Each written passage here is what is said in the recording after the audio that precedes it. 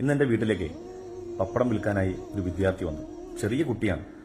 കണ്ടപ്പം ഒരു സങ്കടം തോന്നി. നിങ്ങളോടൊന്ന് പങ്കുവെക്കുകയാണ്. നിങ്ങളാരും ഫ്രീ ആയൊന്നും കൊടുക്കണ്ട. ആ കുട്ടിയുടെ കയ്യിലുള്ള പപ്പടം നിങ്ങളൊക്കെ നിങ്ങളുടെ വീട്ടിലേക്ക് വരുമ്പം ഒന്ന് മേടിച്ച് സഹായിച്ചാൽ മതി. ആ കുട്ടീനെ ഞങ്ങൾ പരിചയപ്പെടുത്താം. എന്താ മോൻ്റെ പേരെന്താ? നന്ദു എന്നാണ് ഈ കുട്ടിയുടെ പേര്. എന്താണ് പപ്പടം വിൽക്കാനുള്ള കാരണം? എന്താ മോനെ അമ്പൊക്കെ തോറ്റിയതാണ്? അച്ഛനോ? ആ, നന്ദു എന്നല്ലേ പേര്?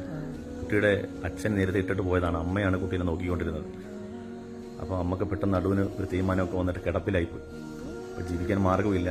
മറ്റൊരാളുടെ മുമ്പിൽ കൈ നീട്ടുന്നതിനേക്കാൾ ഏറ്റവും നല്ലത് സ്വന്തം ആരോഗ്യം കൊണ്ട് അധ്വാനിച്ച് ജീവിക്കലാണ് എന്ന് മനസ്സിലാക്കിയ നന്ദു പപ്പട വ്യാപാരവുമായി രംഗത്തിറങ്ങി.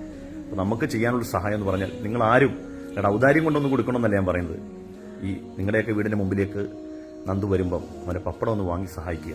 ദൈവം എല്ലാവരും അനുഗ്രഹിക്കട്ടെ. അപ്പോൾ നന്ദുവിന്റെ അടിസ്ഥാനപരമായ വരുമാനം ഈ പപ്പടമാണല്ലേ? എന്താണ് പപ്പടത്തിന്റെ വില?